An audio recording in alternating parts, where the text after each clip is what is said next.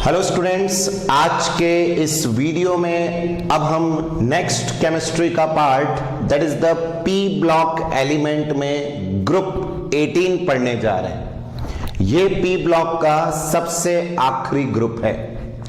आप सभी को मालूम होगा जो लास्ट ग्रुप आता है पी ब्लॉक में विच इज ग्रुप 18। पूरी पीरियोडिक टेबल में 18 ग्रुप हैं और उस 18 ग्रुप में सबसे लास्ट ग्रुप अब हम पढ़ने जा रहे हैं पी ब्लॉक एलिमेंट का, द मोस्ट इंपॉर्टेंट। अब देखिए क्या क्या सबसे पहले हम लोग सीखते हैं। तो आप सबको मालूम है, फर्स्ट ऑफ ऑल आपको ग्रुप में पता होना चाहिए मेंबर कौन कौन है। तो इसके मेंबर में कौन आता है आपका? Helium, neon, argon, krypton, xenon and radon.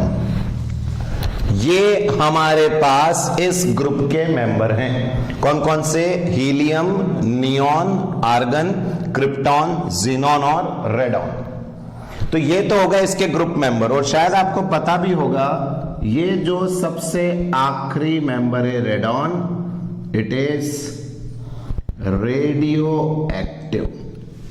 ये रेडियो एक्टिव होता है और रेडियो एक्टिव आपको मालूम है which emit alpha, beta and gamma rays. तो कौन सा मेंबर आपके ग्रुप 18 में रेडियो एक्टिव है? Which is radon.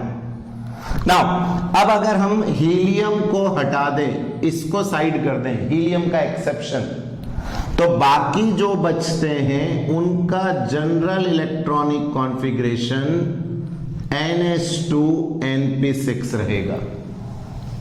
अगर आप इसकी बात करेंगे तो हीलियम का आपको मालूम है 1s2 होता है, उसमें p फिल नहीं होता, ये एक्सेप्शन है। तो अगर हीलियम को हम हटा दें तो बाकी का जो जनरल इलेक्ट्रॉनिक कॉन्फ़िगरेशन आना है वो है NH2NP6। तो ये जनरल इलेक्ट्रॉनिक कॉन्फ़िगरेशन, ये मेंबर कौन फॉलो नहीं करेगा? हीलियम। और एक कौन है रेडियो एक्टिव? रेडॉन। देन अब बारी आती है इस ग्रुप को, 18 ग्रुप को हम कहते हैं नोबल गैसेस। इसको नोबल गैसेस के नाम से जाना जाता है। तो आपको पता होना चाहिए इसको नोबल गैस बोलने का रीजन है क्योंकि इसका क्या कंप्लीट होता है? ऑक्टेट। इसका ऑक्टेट कंप्लीट है।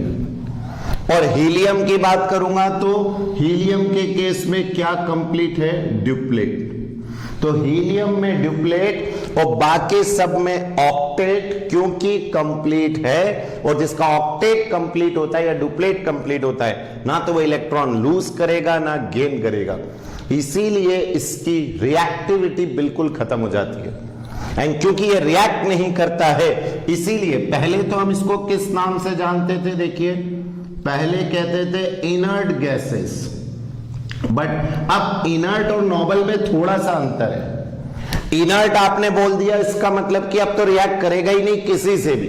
लेकिन जैसे जैसे केमिस्ट्री में आगे बढ़े तो हमने देखा कि जीनॉन और क्रिप्टॉन के आज हमें कई सारे कंपाउंड पता हैं। जीनॉन और क्रिप्टॉन के कई सारे कंपाउंड आज नोन है। अब अगर जीनॉन और क्रिप्टॉन कंपाउंड बना रहे तो हम ये तो नहीं कह सकते कि दे आर इनर्ट, क्योंकि इनर्ट का तो मतलब हो गया कि रिएक्ट करेगा ही नहीं। बट हम देख रहे हैं ये कंपाउंड बनाने लगा, इसीलिए इनर्ट की बजाय अब वर्ड यूज करने लग गए noble gases, like noble metals, gold, platinum, silver, they are noble metals. ऐसा नहीं वो रिएक्ट नहीं करते हैं, they have very low reactivity. तो अब इन केस ऑफ ये जो आपकी गैसेस हैं दैट इज ग्रुप 18 की, जिनको पहले इनर्ट बोलते थे, अभी इनको बोलने लग गए हैं नोबल गैसेस, बिकॉज कुछ उनके एलिमेंट क्या बनाने लग गए हैं? Compound. And hence we can say they are not inert, they have less reactive and hence they are said to be noble gases. And then आपने एक और सुना होगा इसको, 18th ग्रुप को हम लोग जीरो ग्रुप के नाम से भी जानेंगे, said to be zero group. Why zero group? Zero group कहने के दो रीजन है। पहला रीजन तो यह है कि इनका ऑक्टेट और डुप्लेट कंप्लीट है, इस वजह से इनकी वैलेंसी हो जाती है जीरो। जीरो वैलेंसी होने के कारण इनको जीरो ग्रुप में रखा जाता है। तो जीरो ग्रुप भी कई बार बोला जाता है। और एक आपने मेंडलीव की पीरियोडिक टेबल में पढ़ा है कि मेंडलीव ने जब अपनी पीरियोडिक टेबल बनाई थी तब नोबल गैसेस थी ही नहीं, और उन्होंने ग्रुप 1 2 3 रखा था, लेकिन जब नोबल गैसेस आई तो उन्होंने 1 के आगे इसको प्लेस किया था उनकी पीरियोडिक टेबल में, that is said to be zero group. तो इसलिए इसको जीरो ग्रुप दो वजह से कहते हैं, एक तो वैलेंसी और एक मेंडलीव के प्लेसमेंट की वजह से। जब मेंडलीव को बाद में पता चला था नोबल गैसेस होती हैं, तब उन्होंने उसको ग्रुप 1 के आगे रखा था। तो जीरो ग्रुप के दो रीजन क्लियर, इनर्ट गैसेस समझ में आ गया। अब क्या बोलते हैं हम, नोबल गैसेस। एंड प्लस इनको कई बार एक और नाम से जानते हैं, रेयर एलिमेंट। क्यों रेयर है, क्योंकि ये बहुत कम अमाउंट में, और बहुत कम अमाउंट के लिए आप वर्ड जानते हैं केमिस्ट्री में, ट्रेस। तो there abundance is in very trace amount, इसीलिए they are said to be what, rare elements भी बोलेंगे। तो rare clear, zero group, inert gas, noble gases, सारे एलिमेंट, कौन रेडियो एक्टिव है, क्या जनरल कॉन्फ़िगरेशन है। नाउ अब हम पढ़ने जा रहे हैं कि जो ग्रुप 18 के एलिमेंट हैं वो दुनिया में कहां पर हैं और किस किस फॉर्म में, दैट इज इट्स अकरेंस। अपने पहले भी कई बार कई सारे एलिमेंट पढ़े हैं। आपको मालूम है कोई सा भी एलिमेंट, सोडियम अगर हम पढ़ते थे तो कहते थे it occurs in the form of NaCl, Na2CO3, NaHCO3। तो हम यहां यही डिस्कस करने जा रहे हैं कौन सा एलिमेंट किस फॉर्म में एग्जिस्ट कर रहा है ग्रुप 18 का। तो अकरेंस में all the noble gas except radon occur in the atmosphere, मतलब आपके आसपास जो एटमॉस्फेयर है उसमें सिर्फ कौन सी गैस को छोड़ दें, क्योंकि वैसे भी आपको मालूम है रेडियो एक्टिव सब्सटेंस है, हैवी होते हैं ये, तो दे आर नॉट लाइट कि वो हवा में आ जाए, बाकी सब आपके एटमॉस्फेयर में मिल रहे हैं। और आपने सुना ही होगा आर्गन का तो अच्छा खासा परसेंटेज होता है एयर में। Then there atmospheric abundance in dry air is 1% by volume, of which argon is the major constituent. Helium भी है, नियॉन भी है, क्रिप्टॉन भी है, सब है, बट मेन है आर्गन। और सारी गैसेस मिलके कितना परसेंट बनाती हैं, लगभग 1% बाय वॉल्यूम, बहुत ज्यादा होता है। इतना तो आपका CO2 भी नहीं है जितना आर्गन है। Then Helium and sometime neon are found in minerals of radioactive origin. Atmosphere में मिल रहा है ये तो क्लियर हो गया, बट हीलियम और कुछ टाइम नियॉन ये काय में भी मिलता है, पिच ब्लेंडी, आपने शायद सुना होगा, it is an ore of uranium, pitchblende. तो ये रेडियो एक्टिव सब्सटेंसेस में मोनाजाइट, क्लीविट, इन सब के अंदर they are the ores of radioactive substance, उसमें थोड़ा सा हीलियम एंड समटाइम नियॉन भी मिल जाता है। तो वैसे तो इनका मैक्सिमम अबंडेंस बोलो कहां पर है, एयर में, और एयर में भी मेन कौन है, आर्गन, बट थोड़ा सा हीलियम और नियॉन आपको काय में भी मिलेंगे, रेडियो एक्टिव ओर्स के अंदर। ये याद रखना, pitchblende is an ore of uranium, very important. Then the main commercial source of helium, helium का जो मेन सोर्स है वो याद रखें, नेचुरल गैस। ये सब कॉम्पिटिशन में क्वेश्चन आते हैं direct. And xenon and radon are the rarest element of this group. और वैसे भी आपको मालूम है, इसीलिए तो अपन ने कहा था इनको रेयर गैसेस तो बहुत कम है। Radon is obtained as a decay product of किसका, रेडियम। रेडियम में से जब अल्फा डीके होता है तो you will get the radon. ये रेडियो एक्टिव रिएक्शंस आपने पढ़ी हैं, रेडियो एक्टिव रिएक्शन फिजिक्स के अंदर। तो अगर रेडियम का अल्फा डीके होता है then you will get the radon. तो ये तो वैसे ही बहुत कम है, वो मिलती भी मेनली इससे है। तो रेडॉन कम है, जीनॉन कम है, हीलियम मेनली कहां से मिलेगा, नेचुरल गैस, और आर्गन का तो मेन सोर्स ही ये एटमॉस्फेयर है जिसमें वो अच्छा खासा परसेंटेज बनाता है इन सब गैसेस के कंपैरिजन में। तो क्लियर रहेगा नोबल गैस का occurrence. Now next physical property हमारी पी ब्लॉक में ग्रुप 18 की, that is the ionization energy. Next physical property में हम पढ़ने जा रहे हैं आयोनाइजेशन एनर्जी या आयोनाइजेशन एंथैल्पी। वैसे तो आपको आता है, देखिए सभी लोग जानते हैं कि सर ये जो है ग्रुप 18 इसमें डुप्लेट और ऑक्टेट सभी का कंप्लीट है। हीलियम का डुप्लेट, बाकी का octet. That means they have very stable electronic configuration, very stable electronic configuration. और वैसे भी सब फुलफिल्ड है, सारी फुलफिल्ड इलेक्ट्रॉनिक कॉन्फ़िगरेशन है विच इज हाईली स्टेबल। और क्योंकि ये हाईली स्टेबल है तो इसमें से जो इलेक्ट्रॉन लूज करने की टेंडेंसी रहेगी वो बहुत कम रहेगी। दैट मीन्स मैं सिंपली कहूंगा दे have very high ionisation enthalpy. तो क्या कंसेप्ट है कि सर इसमें जो आपका पी ब्लॉक का एलिमेंट है ग्रुप 18 में, उनका ऑक्टेट और डुप्लेट क्योंकि कंप्लीट होता है, इस वजह से they will give stable electronic configuration, और स्टेबल इलेक्ट्रॉनिक कॉन्फ़िगरेशन की वजह से they have very high ionization energy. And कई बार तो हम ये दो ऑप्शन अगर आए बहुत ज्यादा या कई बार इंफिनिटी, दोनों ही करेक्ट रहेंगे। तो आपको क्लियर रहेगा आंसर इनके क्या होने की वजह से, स्टेबल होने की वजह से इनकी आयोनाइजेशन एनर्जी बहुत ज्यादा रहती है। और इन जनरल बात करेंगे तो हीलियम, नियॉन, आर्गन, क्रिप्टॉन और जेनॉन जैसे जैसे नीचे जाओगे आयोनाइजेशन एनर्जी डिक्रीज होगी। और अभी आप आगे पढ़ेंगे इसी कम होने की वजह से क्रिप्टॉन और जेनॉन के तो कंपाउंड भी बनने लग गए, they will lose electron, but इतना आसानी से नहीं, बहुत ज्यादा। इसलिए मैं कह रहा हूं very high ionization energy, but सब नहीं, इसलिए इंफिनिटी भी सही है। इनमें से कोई इलेक्ट्रॉन आज तक लूज नहीं हुआ है, इसका मतलब इसके आज तक कोई कंपाउंड नहीं बने, तो इनके लिए इंफिनिटी और इनके लिए अपन हाई कह सकते हैं। तो बोलो आयोनाइजेशन एनर्जी का कंसेप्ट क्लियर। फिर हमारे पास एक और जो फिजिकल प्रॉपर्टी है वो है electron gain enthalpy. Electron gain, अब आपने पढ़ा है इलेक्ट्रॉन गेन इंथैल्पी क्या होता है। जब भी एक एटम इलेक्ट्रॉन को गेन करता है तो जो एनर्जी रिलीज होती है उसको आप कहते हैं इलेक्ट्रॉन गेन इंथैल्पी, और जो ऐसा करता है उसमें से एनर्जी निकलती है तो that means it is negative. लेकिन आपको मालूम है सर ये तो ऑलरेडी स्टेबल है, ये क्यों गेन करेंगे इलेक्ट्रॉन। तो दे हैव वेरी लिटिल टेंडेंसी, मैं कहूंगा है ही नहीं कि ये इलेक्ट्रॉन गेन करें।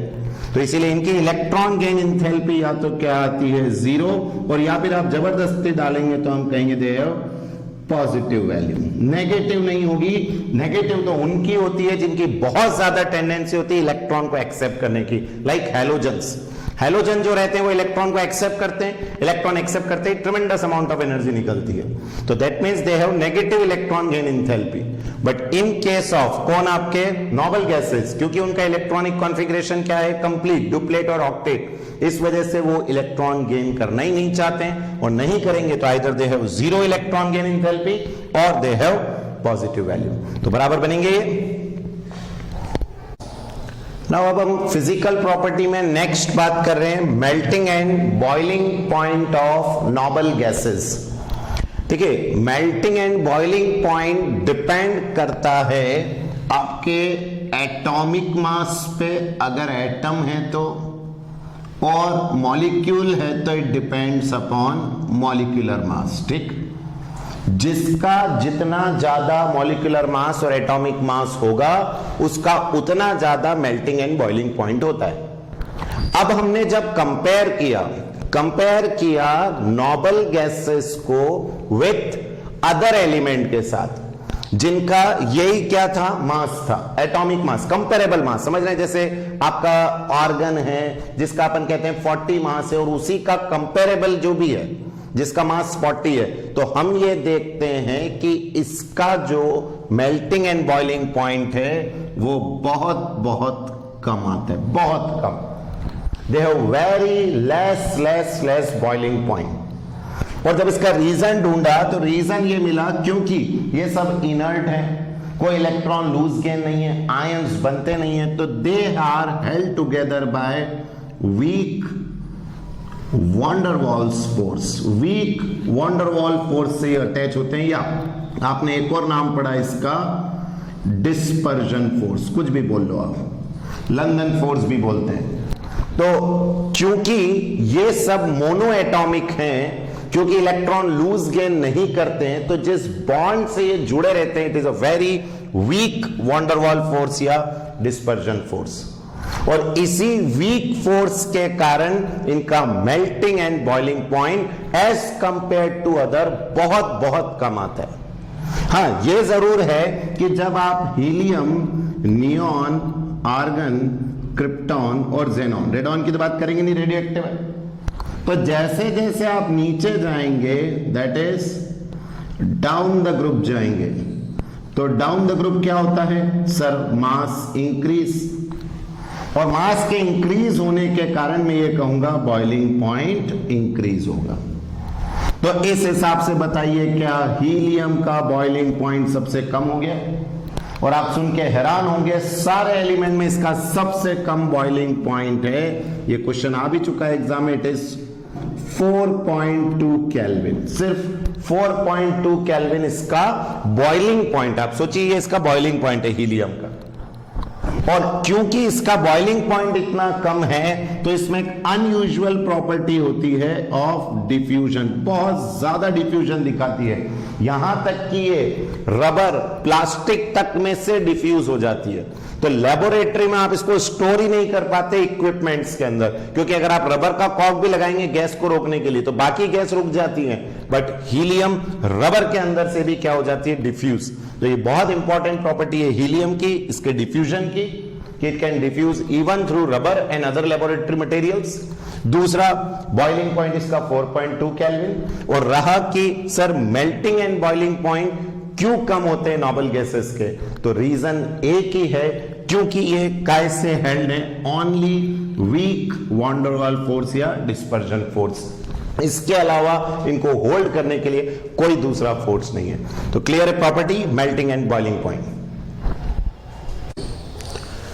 नाउ अब हम जो पढ़ने जा रहे हैं वो है कि कैसे नोबल गैसेस के कंपाउंड डिस्कवर हुए।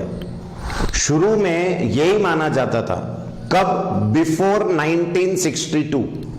1962 से पहले यही सोचा जाता था कि जितनी भी नोबल गैसेस हैं दे आर इनर्ट, वो किसी से भी रिएक्ट नहीं करती हैं, कोई कंपाउंड उनका नोन नहीं है। लेकिन इन मार्च 1962 में एक साइंटिस्ट जिनका नाम है नील बार्टलेट ने सबसे पहली बार कंपाउंड बना के बताया नोबल गैस का। क्या किया नील बार्टलेट ने एक स्ट्रॉन्ग ऑक्सीडाइजिंग एजेंट, आप समझना, ऑक्सीडाइजिंग एजेंट वो होता है जो खुद का क्या करवाए? Reduction, that means gain of electron. Oxidizing agent जो खुद का रिडक्शन करवाए। तो उन्होंने, नील बार्टलेट ने ऑक्सीजन मॉलिक्यूल, याद रखना ऑक्सीजन का molecule in the gas phase को रिएक्ट करवाया platinum hexafluoride in the gas phase which is a strong oxidising agent, मतलब खुद का क्या करवा लेता है? रिडक्शन। और उन्होंने ये देखा कि जब ये ऐसा करते हैं तो ऑक्सीजन का जो मॉलिक्यूल है it loses electron O2+ and इधर बन जाएगा PtF6-। तो ऑक्सीजन के मॉलिक्यूल ने इलेक्ट्रॉन कर दिया लूज और प्लेटिनम F6 ने इलेक्ट्रॉन कर लिया गेन, मतलब उसका क्या हो गया? रिडक्शन हो गया। तो बोलो ये रिएक्शन पहले क्लियर होती है and it lead to the formation of a red coloured complex. एक रेड कलर्ड कॉम्प्लेक्स बन गया और इसका नाम है, देखिए, दो ऑक्सीजन, डाई ऑक्सीजनाइल, क्योंकि ये आयन है तो डाई ऑक्सीजनाइल हेक्साफ्लोरोप्लेटिनेट। ये एनायन है तो प्लेटिनेट हो जाएगा, और क्योंकि इसकी जब वैलेंसी निकालेंगे तो आएगी 5, तो ब्रैकेट में 5, तो क्या हो गया टोटल नाम? Dioxygenyl hexafluoroplatinate 5। That is the red coloured complex form when oxygen molecule reacted with platinum hexafluoride which is a strong oxidising agent. Now अब ठीक है सर, इस रिएक्शन से क्या हुआ? तो इस रिएक्शन से यह है कि नील बार्टलेट ने ऑब्जर्व करी ज़ीनॉन में एंड O2 में कुछ similarities. Some similarities is observed between xenon and oxygen molecule. क्या थी वो सिमिलैरिटी? कि बोथ हैव सेम साइज, लेकिन साइज ध्यान रखना कौन सी? अपन कहेंगे sir atomic size of xenon, xenon की तो एटॉमिक साइज, एंड अपन कहेंगे molecular size of, molecular size of oxygen, O2 की साइज। तो यहां पर तो है जीनॉन एटम की साइज और यहां O2 मॉलिक्यूल की साइज। नहीं तो O तो बहुत छोटा होता है, एटम तो, एटम से तो कई गुना बड़ा है आपका जीनॉन, बट मैं यहां जीनॉन की एटॉमिक साइज को कंपेयर कर रहा हूं with molecular size of oxygen. Both same थी, लगभग दोनों थी 4 एंगस्ट्रॉम के आसपास लगभग, and they have same first ionization energy. Ionization energy भी सेम है, जीनॉन की है लगभग 1170 किलो जूल पर मोल, और जो ऑक्सीजन का मॉलिक्यूल है उसकी है 1175 किलो जूल पर मोल। ये सब वैल्यू लगभग है। तो आप ये देख रहे हैं कि एक तो सेम फर्स्ट आयोनाइजेशन एनर्जी का होना और एक सेम साइज का होना, मॉलिक्यूल की और एटम की, atom of xenon and molecule of oxygen. और क्योंकि केमिकल प्रॉपर्टीज काय पे चलती हैं, साइज पे और आयोनाइजेशन एनर्जी पे, तो नील बार्टलेट का ये ऑब्जर्वेशन कि जीनॉन का एटम और ऑक्सीजन का मॉलिक्यूल दोनों की क्योंकि प्रॉपर्टीज क्या हो रही हैं सेम, तो जैसा ऑक्सीजन रिएक्ट कर रहा था प्लेटिनम के साथ, हो सकता है जीनॉन भी करे। तो फिर उन्होंने जीनॉन के गैसियस फेज को किससे रिएक्ट करवाया, प्लेटिनम के गैसियस फेज से, दोनों को गैसियस फेज में लिया। जैसे यहां O2 लिया था, वहां जीनॉन ले लिया, और उन्होंने देखा जीनॉन ने कंपाउंड बनाया, xenon loses electron and platinum ने इलेक्ट्रॉन किया गेन। और ये एक येलो कलर का, येलो ऑरेंज कलर का या येलो रेड कलर का आपका क्या बन के तैयार हुआ, एक कॉम्प्लेक्स। तो जैसे ऑक्सीजन ने प्लेटिनम से रिएक्ट करके, प्लेटिनम F6, प्लेटिनम हेक्साफ्लोराइड से रिएक्ट करके ये कंपाउंड बनाया, सेम टू सेम वैसा ही जीनॉन ने किया, और यही सबसे पहला जीनॉन का कंपाउंड था जो डिस्कवर्ड हुआ। और इसके आने के बाद तो ये क्लियर हो गया कि जीनॉन ऑल्सो लूज इलेक्ट्रॉन, या वो भी कंपाउंड बना सकता है। फिर तो ढेर सारे कंपाउंड जीनॉन के आ गए, और फिर और एक्सपेरिमेंट के बाद तो क्रिप्टॉन के भी निकल के आ गए। बट शुरुआत कहां से हुई, वो है नील बार्टलेट ने जो किया इन मार्च 1962। इससे पहले तक कोई कंपाउंड नोबल गैस का मालूम नहीं था। इसी पूरे एक्सपेरिमेंट के बाद, रिएक्शन के बाद, जीनॉन और क्रिप्टॉन के कंपाउंड डिस्कवर हुए। तो आपको याद रखना इंपॉर्टेंट क्वेश्चन, कैसे नोबल गैस के कंपाउंड डिस्कवर हुए। कि बार्टलेट ने जो रिएक्शन करी जीनॉन की विद प्लेटिनम हेक्साफ्लोराइड, उसके बाद तो जीनॉन के ढेर सारे कंपाउंड बनने लग गए। लेकिन केवल जीनॉन ही नहीं, क्रिप्टॉन भी कंपाउंड बनाता है, वो है KrF2। KrF2, और वो आइसोलेट भी हुआ है। तो क्रिप्टॉन का अगर कोई पूछे कौन सा कंपाउंड नोन है तो KrF2। फिर हम बात करेंगे कि सर क्या इस तरह से रेडॉन का भी मिलेगा, तो बिल्कुल है, रेडॉन का भी है RnF2, बट वो आइसोलेट नहीं हुआ है, सिर्फ आइडेंटिफाई हुआ है कि भाई ये एलिमेंट ये कंपाउंड बनाता है, बट हमने उसको आइसोलेट नहीं किया है, सिर्फ आइडेंटिफाई किया है by radioactive tracer technique या रेडियो ट्रेसर टेक्निक। ट्रेसर आपको मालूम है, जब भी कोई बहुत कम अमाउंट में होता है तो उसके लिए वर्ड यूज करते हैं।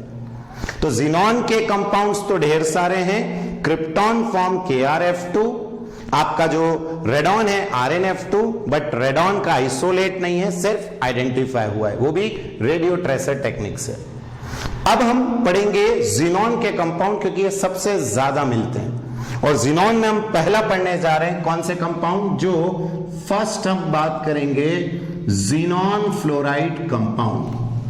और आपको पता होना चाहिए fluoride and oxygen, that means fluorine और ऑक्सीजन में ही ताकत होती है इनके साथ कंपाउंड बनाने की। Reason, they are most electronegative. Electronegative होने के कारण उनके लिए आसान होता है इलेक्ट्रॉन खींचना। तो यह भी एक क्वेश्चन है कि जीनॉन ऑक्सीजन और फ्लोरीन के साथ ही क्यों कंपाउंड बनाता है, क्योंकि ऑक्सीजन और फ्लोरीन की इलेक्ट्रोनेगेटिव बहुत ज्यादा होती है। तो अब देखिए, पहला है जीनॉन फ्लोरीन कंपाउंड में जीनॉन फॉर्म्स 3 बाइनरी फ्लोराइड, 3 तरह के कंपाउंड बनाता है फ्लोरीन के साथ। कौन कौन से, xenon F2, xenon F4, xenon F6। तो अगर आपसे कोई पूछे ज़ीनॉन विद फ्लोरीन क्या क्या बनता है, XeF2, XeF4, XeF6, एंड कब, जब डायरेक्ट रिएक्शन होती है एलिमेंट के under appropriate condition, and that is the most important. ये सारी रिएक्शन मैं आपको कहूंगा स्टार मार्क बहुत बहुत काम की है। देखो एग्जाम में जब क्वेश्चन आता है वो आता है कंप्लीट द रिएक्शन। कैसे लिखा हुआ आएगा एग्जाम में, Xc प्लस F2 गिव्स, ऐसा लिखा हुआ आएगा कंप्लीट द रिएक्शन। अब बताओ इसमें तो सब में ही Xc plus F2, Xc plus F2 और Xc प्लस F2 है, सब में यही है, xenon plus fluorine, xenon plus fluorine, xenon plus fluorine, सब में एक ही है। अब अगर सब में ज़ीनॉन प्लस फ्लोरीन अगर है, समझना सब में एक है, तो हमें कैसे पता चलेगा XeF2 बनाना है, F4 बनाना है या F6 बनाना है? तो यही इसमें इंपॉर्टेंट है। देखिएगा सबसे पहले रिएक्शन में ज़ीनॉन इज इन एक्सेस, अगर ज़ीनॉन ज्यादा है तो xenon react with fluorine to form XeF2 if xenon is in excess. अगली रिएक्शन में देखो 1:5, मतलब ज़ीनॉन 1 और फ्लोरीन 5, मतलब फ्लोरीन एक्सेस हो गया 1:5। पहले वाली रिएक्शन में ज़ीनॉन अगर एक्सेस में है तो इट विल फॉर्म XeF2, और दूसरी रिएक्शन में देखो 1:5 के रेशो में, तो अगर फ्लोरीन एक्सेस में हुआ तो इट विल फॉर्म XeF4। और अब रेशो देखिए 1:20, मतलब फ्लोरीन और ज्यादा, तो 1:5 के रेशो में हुआ तो XeF4, और 1:20 के रेशो में हुआ तो XeF6 यहां बनेगा। और कंडीशंस आपको याद रखनी है, यहां देखो टेम्परेचर कम है 673, यहां 873, यहां 573, तो टेम्परेचर में कहूंगा ये इंपॉर्टेंट है। कई रिएक्शंस में हम अवॉइड करते हैं कंडीशन याद रखना, बट इसमें आपको याद रखनी है 1 बार 7 बार, और ये देखो 60 से 70 बार, मतलब प्रेशर बढ़ता चला जा रहा है, रेशो बढ़ता जा रहा है। अगर ज़ीनॉन ज्यादा तो इट विल फॉर्म XeF2, अगर फ्लोरीन 1:5 में, मतलब फ्लोरीन 5 गुना है तो XeF4, और फ्लोरीन अगर 20 गुना हो गया तो XeF6 बनेगा। तो एक तरीका तो हुआ ज़ीनॉन और फ्लोरीन के कंपाउंड बनाने का, direct reaction of xenon with fluorine. But एक और तरीका वो ये है कि xenon F6 can also be prepared by interaction of XeF4 with O2F2। याद है अपन ने 16th ग्रुप में पढ़ा था O2F2 का कंपाउंड। तो जब एक ज़ीनॉन F4 काय से रिएक्ट करता है O2F2 से, तो इट विल फॉर्म XeF6। तो ये एक से दूसरा कंपाउंड बनाना है, तो डायरेक्ट हो गया XeF2, XeF4, XeF6। एक है XeF4 से XeF6 banana by the reaction of O2F2, ये यहां पर बनेगा। तो बोलो पहले इतना क्लियर होता है? हाँ sir. Now XeF2, XeF4 and XeF6 तीनों कलरलेस हैं, crystalline solid, and the most important for competition they are sublime substance. Competition के लिए बहुत इंपॉर्टेंट है तीनों, XeF2, XeF4, XeF6 तीनों सबलाइम है, रेडियली है, और कितने टेम्परेचर पे? 298 केल्विन पे सबलाइम हो जाते हैं। Then they are again powerful fluorinating agent, जैसे जो सामने वाले में ऑक्सीजन जोड़ता है वो ऑक्सीडाइजिंग एजेंट, वैसे ही फ्लोरीन जोड़ने वाले फ्लोरिनेटिंग एजेंट कहलाते हैं। And they are readily hydrolysed, और ये भी बहुत, मैं आपसे फिर स्टार मार्क कर रहा हूं इस रिएक्शन पे, बोर्ड एग्जाम कंपटीशन सबके लिए। They are easily hydrolysed to give Xe even by traces of water. क्या क्या बनेगा XeF2 के हाइड्रोलाइसिस से? ज़ीनॉन, HF एंड O2 में। फिर कहूंगा रिएक्शन द मोस्ट इंपॉर्टेंट। ये तो हो गया ज़ीनॉन F2, F4, F6 का प्रिपरेशन, ये हो गया इनडायरेक्ट प्रिपरेशन ऑफ XeF6। अब अगर आपसे पूछते हैं कि XeF2 का हाइड्रोलाइसिस किया पानी से, और ये बिल्कुल बाय ट्रेसेस ऑफ वाटर, मतलब थोड़ा सा भी पानी मिल गया XeF2 को तो इसका हाइड्रोलाइसिस हो जाएगा। And after hydrolysis it will form xenon, HF and O2। तो बताओ ये हाइड्रोलाइसिस की डायरेक्ट क्वेश्चन आता है, right hydrolysis reaction of XeF2। तो मैं इसलिए कह रहा हूं reaction the most important, avoid नहीं करना है, याद करना पड़ेगा कि XeF2 के हाइड्रोलाइसिस से क्या क्या बनता है।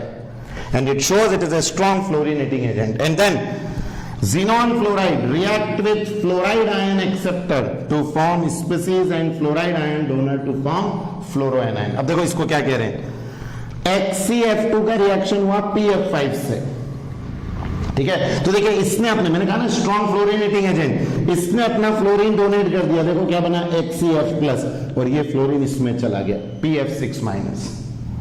तो आप देख रहे हैं कि आंसर ये डोनेट कर रहा है फ्लोरीन, फ्लोरिनेटिंग एजेंट। फिर से देखो XeF4 था, SbF से F5 से रिएक्ट किया, इसने इसको डोनेट किया, SbF6 माइनस और एक चला गया HCF3 प्लस। तो क्लियर है कि यहां सर ये दोनों रिएक्शन है कि ये और ये शो कर रही है कि HCF2 और HCF4 they are strong fluorinating agent. लेकिन अब ध्यान रखना HCF6 वाली रिएक्शन में अगेन ये भी कॉम्पिटिशन ऑफ बोर्ड में आ चुकी है। HCF6 जब रिएक्ट करता है MF, M is for any metal, sodium, potassium, rubidium, caesium, सिर्फ लिथियम नहीं है, ध्यान रखना। यही कंपटीशन में क्वेश्चन था, यहां क्या नहीं हो सकता, लिथियम नहीं हो सकता। और ये जो एलिमेंट हैं अभी तक में क्या हो रहा था, सब फ्लोरीन दे रहे थे। देखो HCF2 था, इसने फ्लोरीन दिया, HCF प्लस बना। यहां HCF4 था, इसने फ्लोरीन दिया, HCF3 प्लस बना। लेकिन यहां ये ले रहा है, आप कंपाउंड देखो HCF7 माइनस, इसने इसका फ्लोरीन ले लिया और बचेगा मेटल प्लस। तो ये अलग है, HCF2 and HCF4 are donating F minus and HCF6 F minus को खींचता है अपनी ओर। तो रिएक्शंस आपको समझ में आ रही है, हाइड्रोलाइसिस क्लियर है, प्रिपरेशन क्लियर है। एग्जाम में क्वेश्चंस के पैटर्न क्या है, complete the reaction. Reaction complete करने से पहले देख लो क्या दिया हुआ है, ज़ीनॉन इज इन एक्सेस या 1:5 या 1:20, ये हो गया। ये रिएक्शन कंप्लीट करने को है तो कर सकते हैं। हाइड्रोलाइसिस द मोस्ट इंपॉर्टेंट, कि थोड़ा सा भी पानी अगर मिला तो हाइड्रोलाइसिस हो जाएगा। एंड इन दोनों रिएक्शन में आपको समझ में आ रहा है कि सर HCF2 और HCF4 तो फ्लोराइड डोनेट करते हैं और जो आपका HCF6 है वो फ्लोराइड लेता है। तो बोलो बनेगा आप सभी को ये कंप्लीट। नाउ अभी हमने पढ़ा ज़ीनॉन का कंपाउंड विथ फ्लोरीन। मैं आपसे बोल चुका हूं फ्लोरीन और ऑक्सीजन में ही ताकत है कि वो ज़ीनॉन के साथ कंपाउंड बनाते हैं, क्योंकि fluorine and oxygen are most electronegative element. तो अब देखिए यहां जो ज़ीनॉन का ऑक्सीजन के साथ कंपाउंड बनेगा, कैसे बनेगा? जैसे अभी ज़ीनॉन का फ्लोरीन के साथ तो बड़ा आसानी से बन गया, xenon plus F2 gives xenon F2, xenon F4, xenon F6, बस रेशो सेट करना था, कभी ज़ीनॉन एक्सेस कभी फ्लोरीन एक्सेस। बट अगर आपको ऑक्सीजन के साथ बनाना है तो बनेगा वो फ्लोराइड के बाद ही। तो देखिए यहां जो कंपाउंड है xenon oxygen compound, hydrolysis of xenon F4 and xenon F6 with water. मतलब आपको हाइड्रोलाइसिस करवाना है, पानी डालना है किसमें, F4 और F6 में, then you will get the xenon oxide. एक बात याद रखना, अभी अपन ने पढ़ा था hydrolysis of HCF2 that will not give the HCO3, उसमें नहीं बनेगा। लेकिन अगर किसका हाइड्रोलाइसिस करेंगे, F4 और F6, मतलब टेट्राफ्लोराइड और hexafluoride on hydrolysis gives HCO3, but HCF2 on hydrolysis नहीं देगा आपको, HCFO3 नहीं देगा। तो किसका हाइड्रोलाइसिस करना है, या तो F4 का या F6 का। तो जब आप F4 का हाइड्रोलाइसिस करते हैं you will gate Hc plus HCO3, ये आपका बनके तैयार। रिएक्शन में आपसे फिर कहूंगा स्टार मार्क कर लें बोर्ड एग्जाम के लिए, दोनों फिर से इंपॉर्टेंट। और अगेन FC एक्सिस में भी आपने पानी डाला तो you will get HCO3 plus 6HF। तो HF तो सब में बन रहा है, इसमें भी। और जब आप HCF2 का करेंगे, मैं लिख भी देता हूं यहां reaction, HCF2 on hydrolysis you will gate Hc plus HF plus O2, balance आप कर लेंगे। रिएक्शन ये होती है प्रोडक्ट। अब जो मैं आपको यहां बताने जा रहा हूं कि सर इसमें क्या करना है, और अगर आप चाहते भी इसको बैलेंस करना है, ये हो जाएगा, ये हो गया 2Hc 4HF, ठीक है, ऑक्सीजन 2, ये आपकी रिएक्शन बैलेंस्ड हो गई। अब HCF2 के हाइड्रोलाइसिस में देखो नहीं बन रहा है HCO3, बट अगर HCF4 और F6 का हाइड्रोलाइसिस करते हैं you will get HCO3 as the product. तो बताओ पहले ये क्लियर होता है, हाँ सर क्या हो रहा है। और अब एक और है कि पार्शियल हाइड्रोलाइसिस सिर्फ किसका, HCF6 का, F4 का नहीं, F2 का नहीं, ओनली F6 का, गिव्स आपको 2 ऑक्सीफ्लोराइड HCOF4 और HCO2F2 बनेंगे। तो यहां देखिए अपन ने पार्शियल हाइड्रोलाइसिस किया यू विल गेट HCOF4, और पार्शियल किया यू विल गेट HCO2F2। तो यहां 1 और 2 है, लेकिन अगर 3 वाटर डाल दिया मतलब कंप्लीट हाइड्रोलाइसिस, तो यू विल गेट HCO3। और जो आपका HCO3 है वो एक कलरलेस एक्सप्लोजिव सॉलिड है। जैसे पिछले में आपने याद किए थे कि HCF2 HCF4 ये सब क्या थे, सबलाइन, वैसे ही HCO3 आपका एक एक्सप्लोजिव सॉलिड है। तो यहां आपको क्या क्लियर है कि सर फ्लोराइड के कंपाउंड तो डायरेक्ट रिएक्शन से बन जाएंगे, लेकिन ऑक्सीजन के अगर बनाना है तो ये बनेंगे bye hydrolysis of tetrafluoride xenon का या हेक्साफ्लोराइड जिनॉन का। तो बोलो पहले इतना क्लियर है। नाउ अब द मोस्ट इंपॉर्टेंट क्वेश्चन एक और, आपको पता होगा व्हाट इज रेडॉक्स? वो रिएक्शन जिसमें ऑक्सीडेशन और रिडक्शन एक साथ हो। मैं ऊपर वाली रिएक्शन लिख रहा हूं, बैलेंस नहीं लिख रहा हूं, सिर्फ कंपाउंड HCF4 ये वाला प्लस H2O गिव्स क्या क्या बना, xenon O3 plus HF plus O2। Balancing का मुझे कोई रोल नहीं है, अभी मैं जो समझाना चाह रहा हूं उस पर ध्यान दें। बताओ यहां अगर आप ज़ीनॉन का ऑक्सीडेशन स्टेट निकालोगे +4, एलिमेंटल स्टेट में 0, XeO3 में +6, ये निकाल लेंगे। अब जरा यहां देखिए, क्या ये +4 से काय में आ गया 0, दैट मीन्स क्या हुआ है, रिडक्शन गेन ऑफ इलेक्ट्रॉन बराबर है सर। और यही यहां से +4 से काय में चला गया, +6, बोलो क्या हुआ है, ऑक्सीडेशन। तो एक तो सर इस रिएक्शन में ऑक्सीडेशन और रिडक्शन दोनों हो रहा है, that means hydrolysis of HCF4 is an example of redox. But redox के भी कई सारे टाइप होते हैं, कॉम्बिनेशन, डिस्प्रपोर्शनेशन, डिकम्पोजिशन। तो आपको मालूम है जब same species undergo oxidation and same species undergo reduction, then it is an example of disproportionation reaction बन जाए। तो आपको ये भी क्लियर है कि आंसर ये है रेडॉक्स, और रेडॉक्स का कौन सा टाइप, रेडॉक्स में डिसप्रपोर्शनेशन रेडॉक्स। और यहीं पर अगर हम ये वाली बात करें इस केस में, तो यहां पर ये कौन सा था, +2 से 0, सिर्फ क्या हुआ इसमें, रिडक्शन, बाकी कुछ भी नहीं है। ऐसे ही आप अगर HCF6 को देखेंगे तो यहां तो सर +6 से, और इसमें भी +6 से, no change in oxidation state, that means ये तो रेडॉक्स भी नहीं है, इसमें भी कोई चेंज नहीं होगा, इसमें भी कोई चेंज नहीं होगा। तो HCF6 का अगर क्या होता है हाइड्रोलाइसिस, चाहे कंप्लीट चाहे partial, there is no change in oxidation state, hence it is not a redox. But in case of HCF4 there occur change in the oxidation state, and वो भी किसका सर, सेम स्पीसीज का, hence it is an example of disproportionation redox reaction। और रहा HCF2 तो sir इसमें सिर्फ क्या हो रहा है, रिडक्शन, तो रेडॉक्स तो वो भी नहीं, तो रेडॉक्स सिर्फ कौन सा हुआ, HCF4। ये बहुत इंपॉर्टेंट क्वेश्चन है।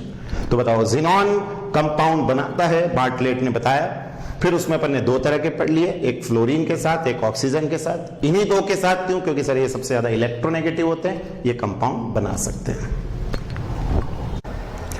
Now the most important question for board exam is shape, that is the geometry of some compounds of xenon. Xenon के कंपाउंड, ये सबसे ज्यादा बोर्ड एग्जाम में आता है, इसका स्ट्रक्चर बनाने को और आपको इसका हाइब्रिडाइजेशन कंपटीशन के लिए। देखिए क्या है, सबसे पहला मैं लेने जा रहा हूं xenon F2, HCF2, xenon difluoride, इसका स्ट्रक्चर हम बनाएंगे। क्या करना है, स्ट्रक्चर से पहले मैं आपको सिखाता हूं इसकी हाइब्रिडाइजेशन क्या होगी, वो निकाल लेते हैं। तो हाइब्रिडाइजेशन निकालने का आपने फॉर्मूला पढ़ा है, surrounding atom which is 2 surrounding atom, फिर +½ देन जो आपका सेंट्रल एटम है उसके वैलेंस इलेक्ट्रॉन, बताइए ज़ीनॉन हो, क्रिप्टॉन हो, नियॉन हो, सबके आउटर मोस्ट में 8 ही होगा। फिर प्लस आपके पास वैलेंसी कितनी है, ये 2 × -1, और क्योंकि कोई चार्ज नहीं है तो कुछ भी नहीं लिखेंगे। सराउंडिंग एटम +½ वैलेंस इलेक्ट्रॉन किसके, सेंट्रल एटम के, प्लस जितने कंपाउंड है इनटू उसके इट्स वैलेंसी। अब कितना आ जाएगा, 2 + ½ that is 8 - 2, 8 - 2 6, 6/2 3, 2 + 3, now it becomes equal to 5। और 5 अगर आता है तो आपको मालूम है सर हाइब्रिडाइजेशन बिकम sp3d। तो ये तो पहला सॉल्व हो गया कि hybridisation is sp3d। Now hybridisation के बाद हम जो रफ स्ट्रक्चर बनाते हैं स्ट्रक्चर के लिए, वो है ज़ीनॉन। बताओ सबसे पहले सेंट्रल एटम ले लो, सर हो गया, अब इसके वैलेंस इलेक्ट्रॉन कितने हैं? 1 2 3 4 5 6 7 8 सर वैलेंस इलेक्ट्रॉन हो गए। अब फ्लोरीन कितने? 2, तो एक फ्लोरीन यहां ले लो। फ्लोरीन क्या आउटर मोस्ट में आपको मालूम है सर 7 होते हैं, ये शेयरिंग हो गई। ये फ्लोरीन आउटर मोस्ट में 7 होते हैं, ये शेयरिंग हो गई। ये आपका फ्लोरीन का शेयरिंग। अब इतना बनने के बाद बताएं कितने तो आपके पास बॉन्ड पेयर हैं और कितने आपके पास लोन पेयर हैं, बताओ। अब बॉन्ड पेयर की बात करें तो सर एक फ्लोरीन एक और फ्लोरीन, तो 2 तो बॉन्ड पेयर और lone pair 1 2 3 sir lone pair 3, total आ जाएंगे 5 बॉन्ड पेयर और लोन पेयर। और अगर टोटल 5 आते हैं तो जो ज्योमेट्री होती है वो है ट्राइगोनल बाइपिरामिडल। ये आपको याद है, पढ़ा चुके हैं। Trigonal bipyramidal is the preferred geometry जब आपके पास इलेक्ट्रॉन पेयर 5 आते हैं। कितने बॉन्ड पेयर है? 2, लोन पेयर 3। और आपने ये भी पढ़ा है कि ट्राइगोनल बाइपिरामिडल में जो लोन पेयर वो कौन सी पोजीशन पे आता है? इक्वेटोरियल। इससे रिपल्शन मिनिमम होता है और रिपल्शन मिनिमम होता है तो आपका जो एनर्जी है वो मिनिमम रहती है, स्टेबिलिटी सबसे ज्यादा रहती है। तो lone pair occupy equatorial position. अब इसको बनाना शुरू करें तो देखिए ये रहा आपका ज़ीनॉन, बराबर है सर। ज़ीनॉन के कितने हैं लोन पेयर? आपके पास 3 which is in equatorial position, और जो 2 फ्लोरीन है they are in axial position. ये fluorine and 1 lone pair, second third, ये आपके 3 लोन पेयर हो गए इक्वेटोरियल पोजीशन पे, ये एक्सियल पे 2 फ्लोरीन। और जो ज्योमेट्री बनी, क्योंकि हमको मालूम है कि सर शेप में कभी भी लोन पेयर को नहीं लेते हैं तो इट बिकम्स लीनियर। तो शेप बिकम लीनियर, ये ड्रॉ करना आपको आ रहा है। कैसे क्या किया? पहले रफ डायग्राम ये बनाओ, lone pair bond pair count कर लो, एक्सपेक्टेड ज्योमेट्री देख लो। और आपने पढ़ा है सर ट्राइगोनल बाइपिरामिडल आता है तो lone pair is in equatorial. अगर यही ऑक्टाहेड्रल होता तो लोन पेयर आपका इक्वेटोरियल के साथ एक्सियल में चला जाता है। इक्वेटोरियल पे नहीं लेके हम उसको फिर एक्सियल पे बनाते। तो देखते हैं उसको आगे, बट ये क्लियर है XCF2। नाउ अब सेकेंड जो हम ज्योमेट्री बनाने जा रहे हैं वो है XEF4 की, ज़ीनॉन टेट्राफ्लोराइड। और अब अगेन सबसे पहले हम इसका क्या निकालेंगे, विच इज हाइब्रिडाइजेशन। कि सर हाइब्रिडाइजेशन क्या होगा? बोलो। सराउंडिंग एटम कितने हैं sir? 4, surrounding atom 4। Then plus half, बताइए वैलेंस, ज़ीनॉन के वैलेंस में कितने हैं सर? 8। फिर वैलेंसी प्लस कितनी? 4 इंटू -1, कोई चार्ज नहीं है। कितना आ जाएगा? 4 प्लस हाफ, 8 माइनस 4, कितना बच गया? 4, 4 2 कैंसिल, टोटल नंबर 6। और 6 के लिए बताइए हाइब्रिडाइजेशन sp3d2। तो पहले तो हमारा हाइब्रिडाइजेशन सॉल्व हो गया कि answer sp3d2 is the hybridization. Then हम क्या बनाएंगे इसमें? ये रहा आपका रफ स्ट्रक्चर ज़ीनॉन। बताओ ज़ीनॉन के आउटर मोस्ट में 1 2 3 4 5 6 7 8 इलेक्ट्रॉन हो गए आउटर मोस्ट में। फ्लोरीन कितने हैं? 4। तो फ्लोरीन में एक फ्लोरीन इधर शेयरिंग 1, बाकी नहीं बनाया, समझ जाओगे। फ्लोरीन में 1 2 3 4 5 6, ऐसे ही fluorine 1 2 3 4 5 6 7 sharing. Fluorine 1 2 3 4 5 6 7 sharing. Fluorine 1 2 3 4 5 6 7 sharing. बोलो, ये पहला बन गया आपका। अभी पिछले वाले में 2 फ्लोरीन थे तो 2 ही जगह शेयर किया था, इस बार 4 है तो चारों जगह शेयर करेंगे। अब मुझे बताओ इसमें कितने हुए आपके पास bond pair? Sir bond pair हो गए 4, 1 2 3 4। और कितने क्या हुए आपके पास lone pair? Sir lone pair हो गए 1 और 1 2, तो 2 लोन पेयर, टोटल हो गए 6। और 6 के लिए बताइए कौन सी ज्योमेट्री होती है? Square bi pyramidal. Square bi pyramidal is the geometry, या जिसको आप ऑक्टाहेड्रल भी बोलते हैं, दोनों एक ही नाम।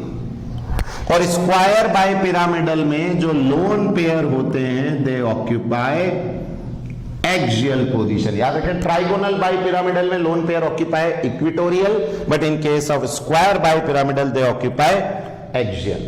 तो अब जरा बनाए इसको, तो जिनॉन ये लिया हमने, जिनॉन 4 फ्लोरीन, ये 1 2 3 और ये 4, ये आपके 4 तो हो गए फ्लोरीन इन ये इक्वेटोरियल प्लेन में, ठीक है। और अब बचे आपके लोन पेयर जो कि कौन सी पोजीशन में रहेंगे, एक्सियल में 2, ये एक और एक ये दूसरा।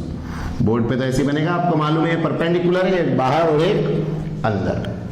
और लोन पेयर क्योंकि ज्योमेट्री में काउंट नहीं होगा, तो बताओ क्या बनेगी इसकी ज्योमेट्री, तो आप कहेंगे sir its shape is square planar, square planar ये बनने वाला है। तो बहुत आसान, सबका एक ही कंसेप्ट है। सबसे पहले इसका हाइब्रिडाइजेशन निकालो, एक जनरल डायग्राम बना लो, और फिर एक्सपेक्टेड ज्योमेट्री, लोन पेयर देख लो।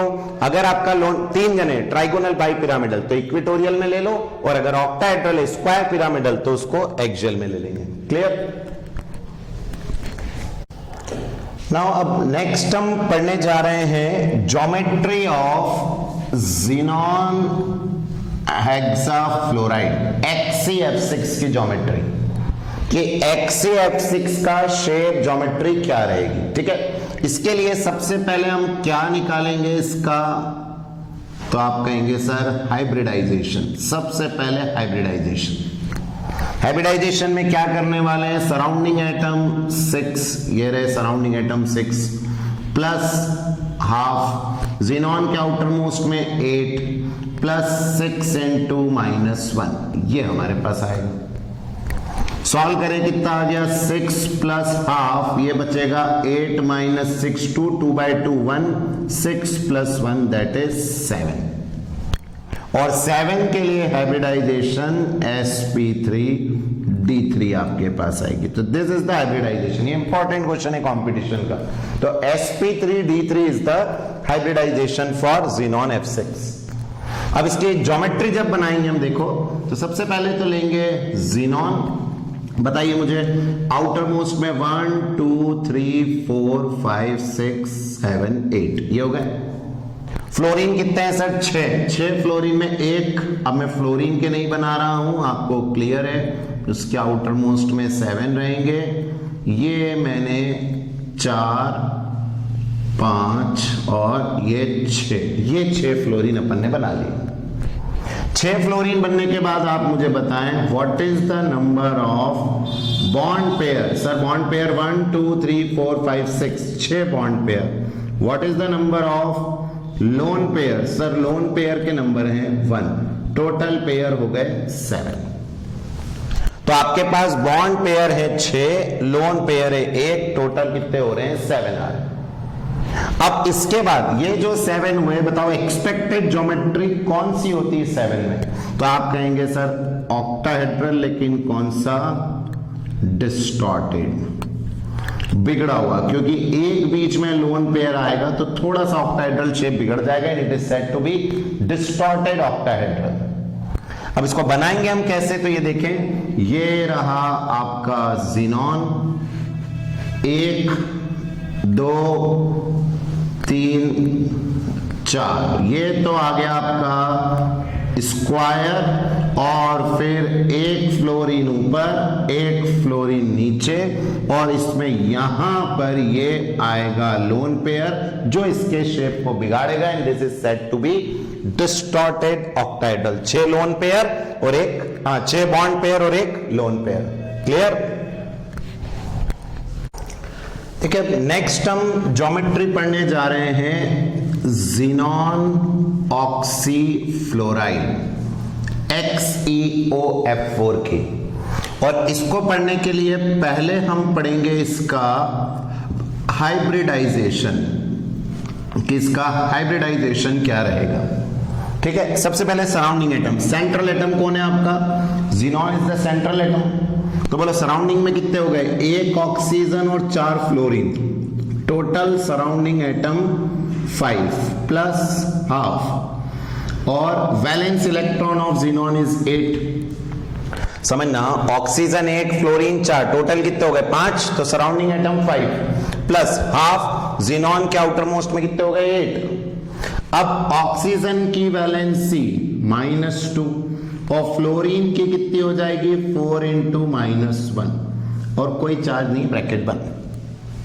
अब ये -2 -4 -6 कितना आ गया आपके पास 5 प्लस हाफ 8 - 6 2/2 1 5 + 1 6 आ गया और 6 आया तो बताओ sp3d2। तो what is the hybridization of xenon oxychloride sp3d2।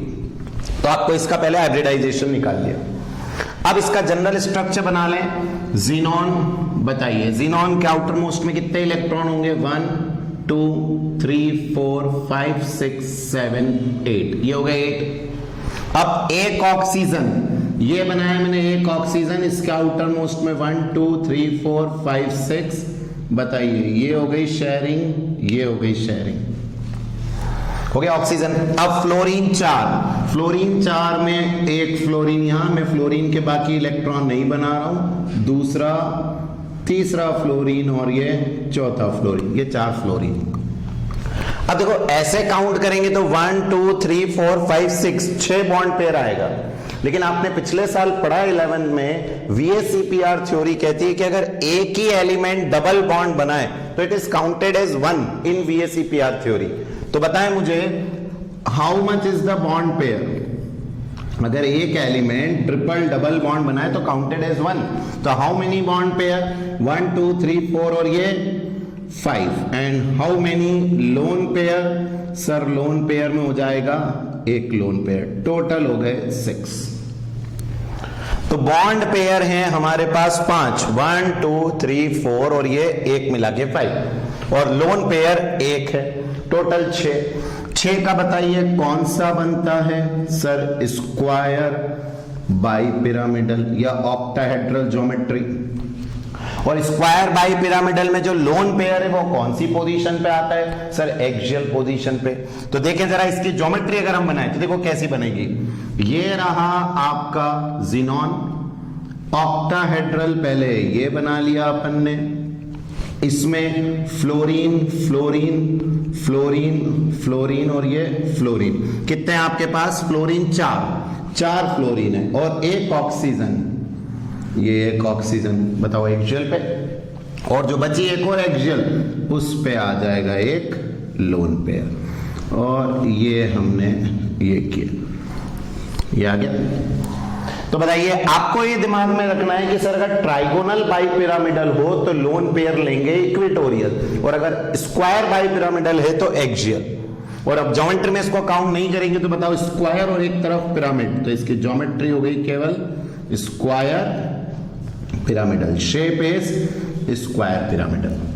तो बोर्ड एग्जाम में ड्रॉ करने को आता है, बट ड्रॉ करने का पैटर्न क्लियर है, कितने बॉन्ड पेयर कितने लोन पेयर और इसकी हाइब्रिडाइजेशन।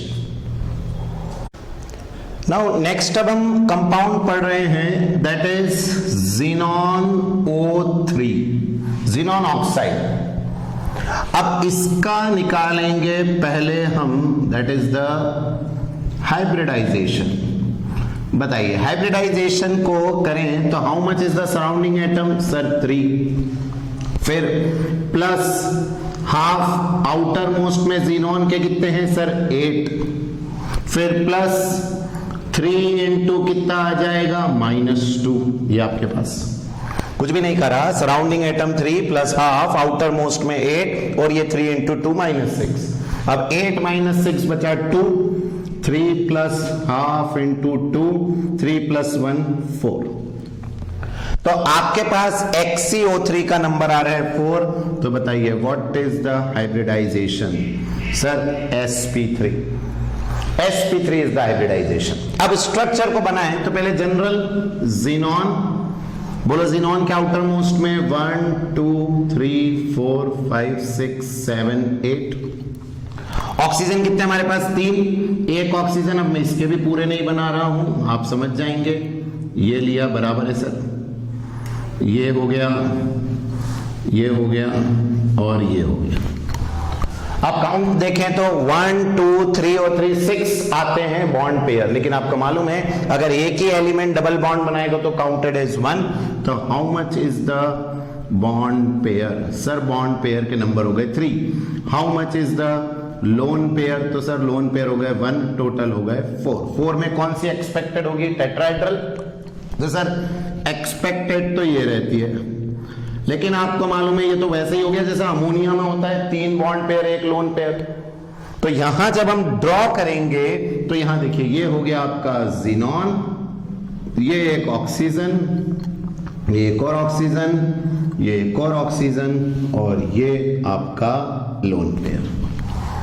और ये जो बन के तैयार होता है, बताइए शेप को आप क्या बोलते हैं? पिरामिडल। अमोनिया का जैसा स्ट्रक्चर है सेम वैसा का वैसे ही बनेगा। तो बताओ 3 bond pair 1 lone pair pyramidal ही बनाता है। स्ट्रक्चर समझ में आ रहा है कैसे क्या करेंगे? नाउ अब हम ग्रुप 18 में जितने भी एलिमेंट्स हैं उनके इंपॉर्टेंट यूजेस कि कहां कहां इनका यूज हो रहा है। इस यूजेस में सबसे पहली गैस हीलियम, स्टार मार्क करूंगा मैं इस पे, कई सारे बोर्ड एग्जाम में क्वेश्चन है। सबसे पहले helium is a non inflammable and light gas. आपको पता होगा जो हॉट एयर बलून्स होते हैं उसमें फिल किया जाता था पहले हाइड्रोजन, क्योंकि आपको मालूम है hydrogen is the lightest gas. लेकिन अब जब हाइड्रोजन फिल करेंगे तो हो सकता है हॉट, जब उसको गर्म करें तो फट जाए क्योंकि वो हाईली इन्फ्लामेबल है। तो हम लोग गए सेकेंड लाइटेस्ट गैस पे। तो हाइड्रोजन के बाद second lightest gas is helium. तो यहां जो बात हो रही है कि helium is a non inflammable and light gas. ये दो प्रॉपर्टी इसको काय के लिए सूटेबल बनाती है कि it is used in filling balloons for meteorological observations. तो हॉट एयर बलून्स भी कह सकते हैं। तो पहले क्या यूज होता था? हाइड्रोजन, बट उसकी दो प्रॉब्लम है कि सर वो तो इन्फ्लामेबल है, दो नहीं, एक प्रॉब्लम कि वो हाईली इन्फ्लामेबल है, उसमें आग लग जाती है। तो हमने नॉन इन्फ्लामेबल लाइट गैस कौन सी निकली? हीलियम, इसीलिए इसका इस्तेमाल होता है। तो आज अगर आपसे कोई पूछेगा कि क्या यूज होगा तो helium in metrological observation. Reason sir non inflammable and light gas. दूसरा, it is also used in gas cooled nuclear reactor. जब आप न्यूक्लियर रिएक्टर पढ़ते हैं, फिजिक्स में आपने पढ़ा भी है, न्यूक्लियर रिएक्टर को ठंडा करना पड़ता है, कूलेंट। और आपको पता है कि जो ये गैस है आपकी हीलियम, ये बहुत ही अच्छा क्रायोजेनिक एजेंट है। क्रायोजेनिक मतलब चीजों को ठंडा रखने वाला। तो इसका यूज किया जाता है इन गैस कूल्ड, जहां पर गैस है। वैसे तो हम लोग अलग अलग तरह के कूलिंग एजेंट यूज करते हैं, लिक्विड सोडियम आता है, ग्रेफाइट आता है, बट गैस कूल्ड में किसका यूज किया जाता है? हीलियम का। Third, liquid helium. Boiling point में याद करा चुका हूं आपको, ये क्वेश्चन आ चुका है बोर्ड एग्जाम में, 4.2 केल्विन डायरेक्ट क्वेश्चन आया था। What is the boiling point of helium? बस तो 4.2 केल्विन है, बहुत बहुत कम। फाइंड यूजेस, देखिए वर्ड आ गया, क्रायोजेनिक एजेंट, ठंडा। Cryo is word for cool, ठंडा करने का काम आता है for carrying out various experiment at low temperature. जो भी एक्सपेरिमेंट बहुत कम टेम्परेचर पे करना हो तो हीलियम का इस्तेमाल किया जाता है एज अ क्रायोजेनिक एजेंट, ठंडा करने वाला। Then it is used to produce and sustain powerful superconducting magnet. Powerful superconducting magnet which form essential part of modern MNR spectrometer, and ये तो आपने सुना ही होगा MRI, जो मशीन यूज होती है क्लिनिकल डायग्नोसिस के लिए। ब्रेन की MRI होती है, हार्ट की MRI होती है। तो MRI मशीन और NMR स्पेक्ट्रोमीटर्स, जहां कहीं पर भी बहुत स्ट्रॉन्ग सुपरकंडक्टिंग मैग्नेट का यूज होता है वहां भी हीलियम गैस को फिल किया जाता है। यूजेस जब आप हायर क्लासेस में पढ़ेंगे तब एग्जैक्टली ये वर्क क्या करता है, बट आपको क्लियर है कि यहां भी इसका यूज हो रहा है। बट बोर्ड एग्जाम में एक तो ये क्वेश्चन आता है बलून वाला, एक मैंने बताया बॉइलिंग पॉइंट वाला आ चुका, और थर्ड ये आता है, क्या है? It is used as a diluent for oxygen in modern diving apparatus. जो होता है ना वो स्कूबा डाइविंग करते हैं, पीछे अपन सिलेंडर लगा के कूदते हैं पानी के अंदर, तो उसमें हीलियम गैस को फिल किया जाता है विथ ऑक्सीजन। और उसका रीजन आपने चैप्टर सॉल्यूशन में भी पढ़ा है। अगर हम नाइट्रोजन और ये सब फिल करते हैं, नॉर्मल गैस जो एयर है हमारी, तो बताओ क्या वो हाई प्रेशर पे अंदर ब्लड में घुल जाएगी? घुल जाए ठीक है, लेकिन जब वापस ऊपर आते हैं तो बबल्स के फॉर्म में बाहर आती है। आपने कहा भी था उसको डीकंप्रेशन सिकनेस या बैंड्स हो जाते हैं। तो उसी चीज को प्रिवेंट करने के लिए हम ऐसी गैस फिल करते हैं जिसका बहुत कम सॉल्युबिलिटी हो। तो because of its very low solubility in blood, low solubility के कारण हम इसका इस्तेमाल करते हैं काय के लिए? For diving apparatus.